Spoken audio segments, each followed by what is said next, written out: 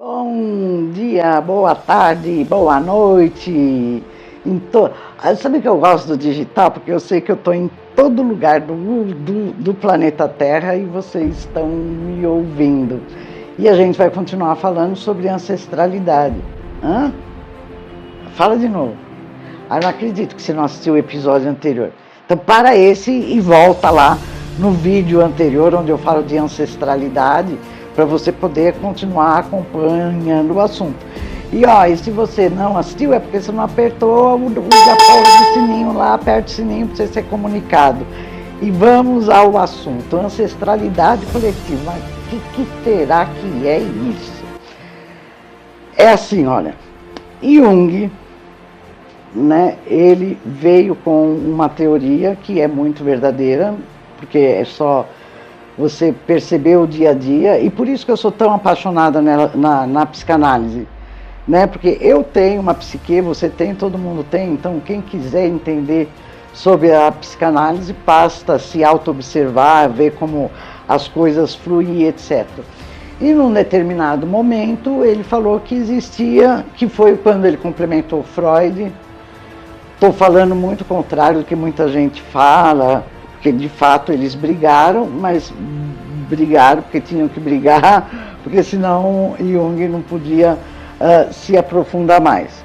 Então Freud fala no inconsciente pessoal, que seria esses traumas, essas coisas que a gente quer esquecer, deixar escondido, né?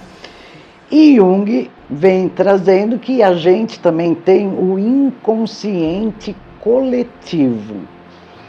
Então lembra que eu falei que ancestral é tudo aquilo que antecedia a gente? E Jung vem trazendo esse inconsciente coletivo, e aí dentro desse inconsciente coletivo ele traz a mitologia, no caso dele, mitos gregos e romanos, e no nosso caso aqui, no meu caso em especial, no caso dos psicanalistas e espiritualistas, a gente traz a mitologia iorubá, que é baseado na filosofia Ifá dos africanos. Então, que seriam os deuses orixás. Por que que eu escolhi esse tipo de mitologia para falar da nossa ancestralidade coletiva?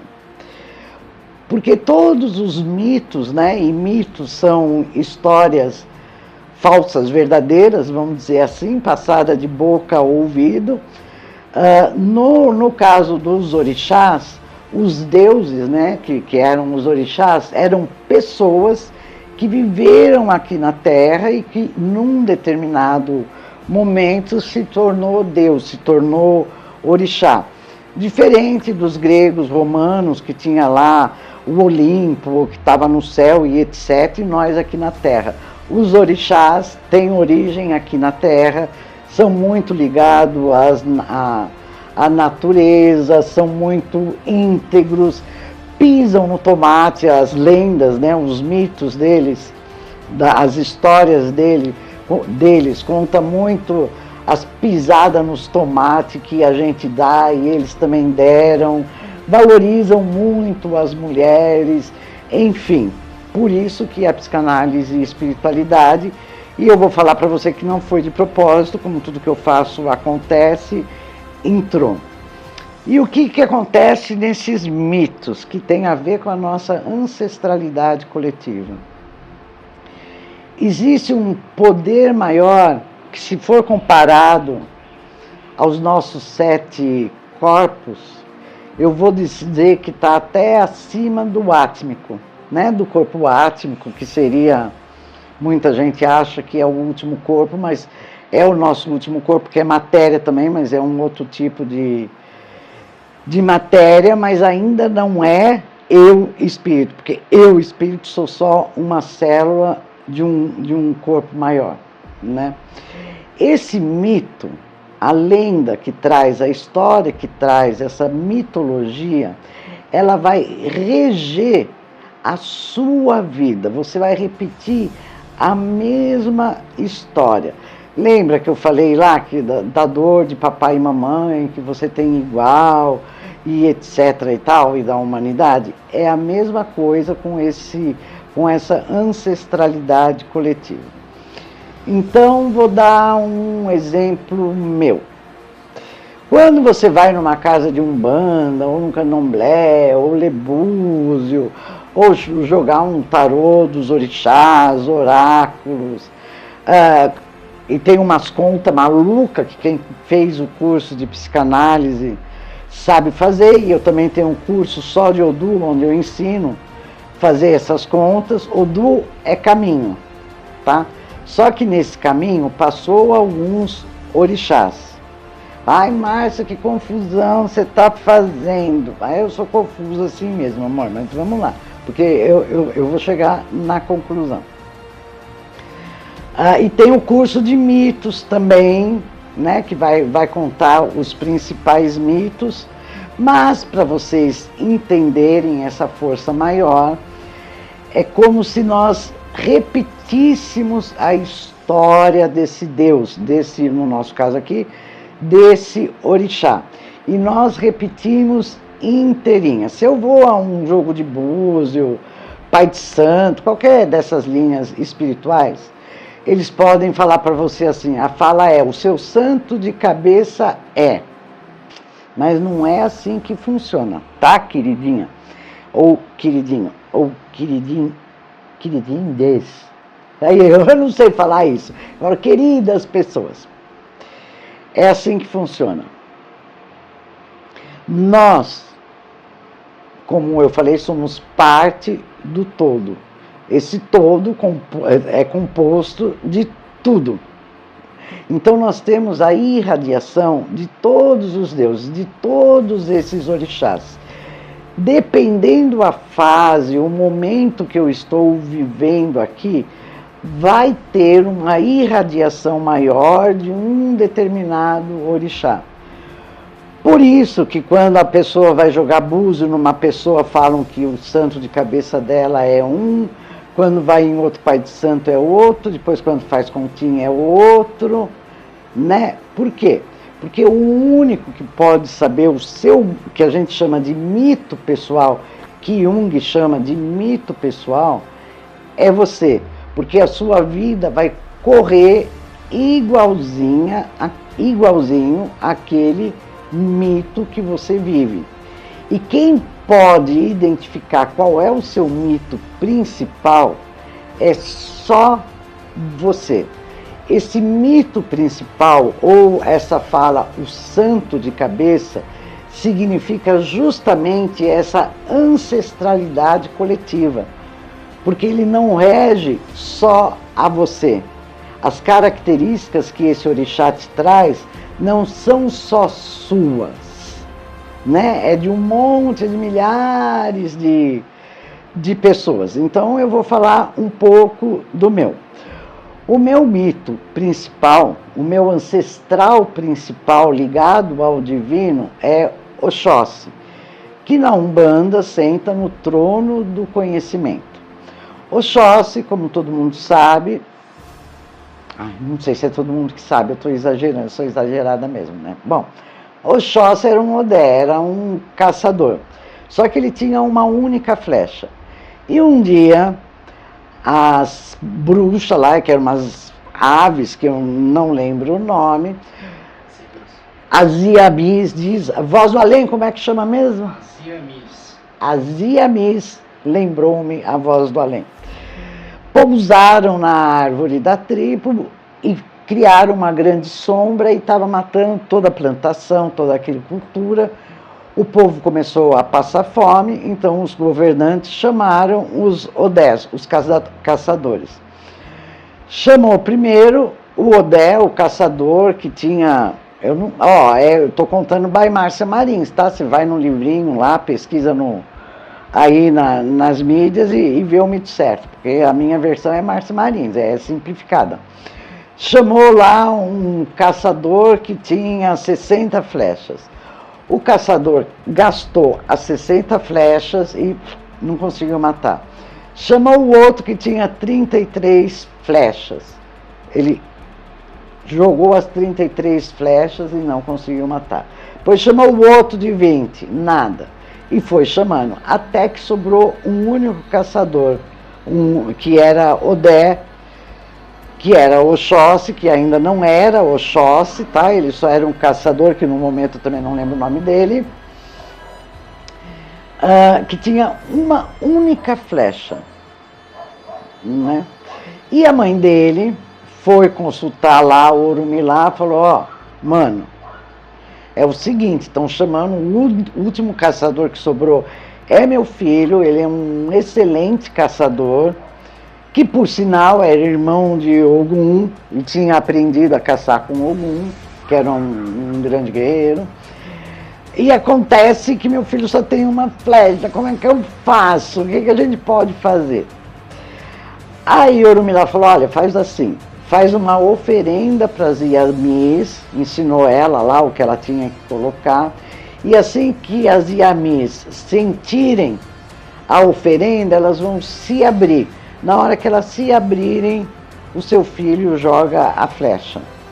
Ela falou, bacana, gente, então vamos lá. Ela fez lá a oferenda, e quando chegou a vez de Oxóssi, que ele ia atirar a única flecha que ele possuía, a mãe dele assentou a oferenda, as Yamis se abriram, e ele com uma flecha só matou a Yami. E aí todo mundo começou a gritar, Oxóssi, Oxóssi, que significa o rei do caçador. Esse é um dos mitos principais, os mais encontrados de Oxóssi. Claro que tem outros, e por isso a interpretação de mito, e a gente ficar sabendo qual é essa ancestralidade coletiva, é difícil, porque para cada momento da vida de Oxóssi, como eu falei que eram pessoas, deuses, né, orixás, que viviam na terra e viviam o dia a dia da terra, tinham que comer, tinham que beber, tinham que plantar, fica difícil da gente interpretar, porque depende do momento da vida. Mas eu contei esse mito porque é o que mais se identifica com a minha vida. Então, quais características eu tenho de Oxóssi? Eu tenho uma única flecha. Eu tenho conhecimento? Tenho, mas é um conhecimento geral? Não, meu conhecimento é restrito a essa parte de psique, de alma, de espiritualidade, do invisível. Esses assuntos me trazem, brotam em mim conhecimentos que até eu desconheço. Quando eu abro a boca é que eu fico conhecendo que eu tenho aquele conhecimento. Portanto, está aí uma flecha só. E sempre que eu vou lançar um curso, seja mito, seja Odu, seja psicanálise, espiritualidade ou um workshop, como eu não tenho a habilidade de venda, de marketing, de fazer todo aquele evento, eu preciso que alguém vá na frente, prepare o evento, e eu sempre entro por último. Porque eu só tenho uma flecha só, assim como ele. Quando eu era pequena, a influência desse mito me doía. Por quê? Porque eu sempre era a última a ser lembrada, eu sempre era a última a ser chamada, porque eu só tinha uma flecha só, eu repetia a história, mas óbvio que eu era criança e eu não conhecia essa coisa de ancestralidade coletiva ou de mito pessoal. Até que eu vim conhecer a mitologia, vim conhecer a psicanálise, vim conhecer Jung, e aí eu entendi toda a minha história. Então, no centro de Umbanda, que de vez em quando eu vou, por isso não vou falar nem eu frequento, né, porque eu nem sempre vou à fraternidade. O pai de santo lá, num ritual chamado Amaci, cantou para Oxóssi muito assertivamente. Então, a maior parte da minha vida, eu vivo repetindo esse mito. Então, eu já sei que eu entro num lugar, a pessoa não vai dar muita atenção para mim, depois eu me torno como se fosse um prato principal, e depois eu tomo o pé na bunda e começo tudo tudo outra vez. É bacana, né? Você saber já como vai ser o seu futuro. E eu acho que essa história de mito pessoal traz muito sobre isso, né? A ancestralidade coletiva. Eu poderia, se tivesse tempo, mas tem um curso de mito pelo Espaço Humanidade, quando sair, ou você manda e-mail lá para o suporte do Espaço Humanidade, que eles dão a previsão da data, é digital, online, vai estar escrito aqui embaixo também o link, para você clicar lá e já inscrever, porque quando for aberto você vai ficar sabendo. E aí fica esta mensagem para vocês dessa ancestralidade coletiva. Por isso que muita gente fala que somos semelhantes, mas não iguais. Ai, mas e o Odu? Onde entra? Odu é o caminho, ou seja, é onde esses orixás, onde esse mito pessoal passou, caminhou e deixou marcas. E nós trazemos também a forma de andar por esse caminho de outros orixás que passaram por esse Odu, que tem outro nome. E é interessante no meu caso, né? É tudo muito sincrônico, que sincronismo é outra coisa que trouxe para nós, né? Essa sincronicidade. Que não por acaso, mas não é sempre assim, tá, pessoas? Eu estou falando no meu caso, estou dando o meu exemplo para ficar mais claro. No meu caminho, que é o 6, que é o Bará, que é o meu caminho de placenta, porque na realidade nós temos o caminho de placenta, que está mais ligado a essa caminhada espiritual, né, que é o que fala mais alto, o caminho que a gente percorre mais. Nós temos o que chamam de testa, que é aquilo que a gente apresenta para as pessoas, que o meu também é 6. Nós temos do centro, que é a psique, que também meu é 6. O da direita, que é trabalho, que é 15, o meu é 15. O da esquerda, eu não lembro qual é o meu, mas se não me engano é 3.